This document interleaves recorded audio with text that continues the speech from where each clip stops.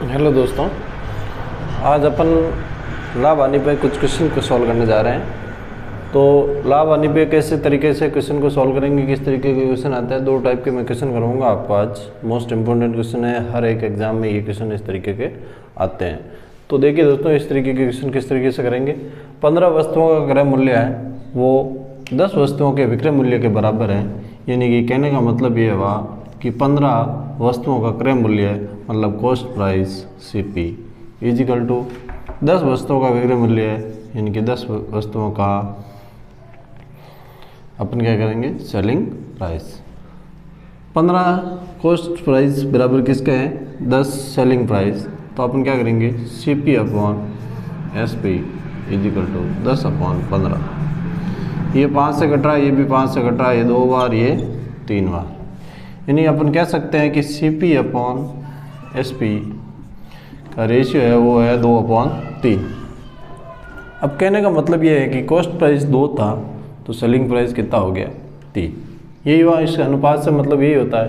यानी कहने का मतलब डिफरेंस कितना आया इसमें, 1 का आया। यानी कि कोई भी चीज़ 2 रुपये की थी वो कितने में बेची, 3 में। कितना का डिफरेंस, 1 का। लाभ परसेंट निकालना तो यही होता है, ठीक है, 1 का डिफरेंस। और किस पे, 2 पर। इनकी क्या हो जाएगा, इंटू 100, इनकी 50% क्या हो जाएगा, लाभ प्रतिशत हो जाएगा। कितने परसेंट, 50%। कितना आसान तरीका है दोस्तों। कुछ नहीं किया अपन ने, 15 वस्तुओं का क्रय मूल्य था 15 कॉस्ट प्राइस, फिर 10 विक्रय मूल्य के बराबर, 10 वस्तुओं के विक्रय मूल्य के बराबर है। तो अपने बराबर कर दिया किसके, 10 सेलिंग प्राइस के। यानी CP अपॉन SP कितना आ गया, 2/3। यानी कि कॉस्ट प्राइस 2 है और सेलिंग प्राइस 3 है। कहने का मतलब 1 रुपये का लाभ हुआ। किस पर हुआ, क्रय मूल्य पर। क्रय मूल्य कितना है, 2 है, तो अपॉन में 2 इंटू 100, 50%। देखिए दोस्तों, नेक्स्ट क्वेश्चन पढ़ते हैं अपन। एक मकान व दुकान में से प्रत्येक को 1 लाख में बेचा गया। यानी कि दुकान को भी 1 लाख रुपए में बेचा गया और मकान को भी 1 लाख रुपए में और दुकान को भी 1 लाख रुपए में, दोनों को बेचा गया 1-1 लाख रुपए में।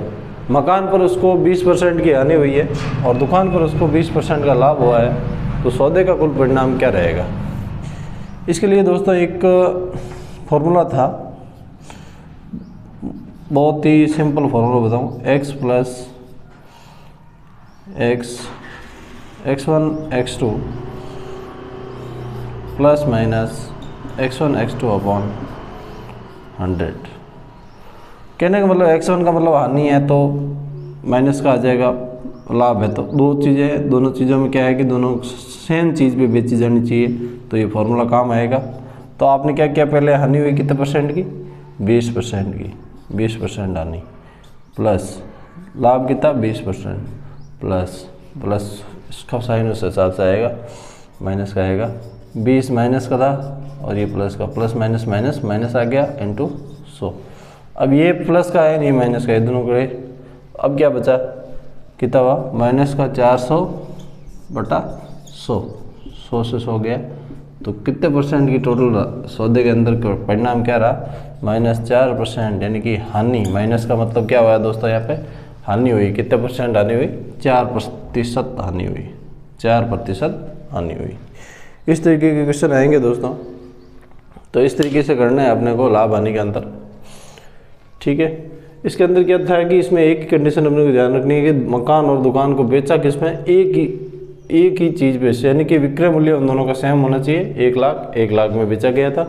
अब एक पे 20% की हानि हो रही, एक पे 20% का लाभ हो रहा है। हानि हुई इसको माइनस में लिख दिया और लाभ हुआ उसको प्लस में लिख दिया।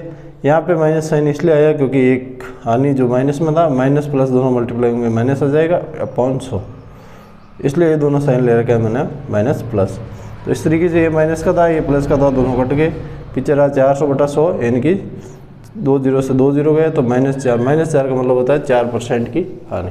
ओके, धन्यवाद।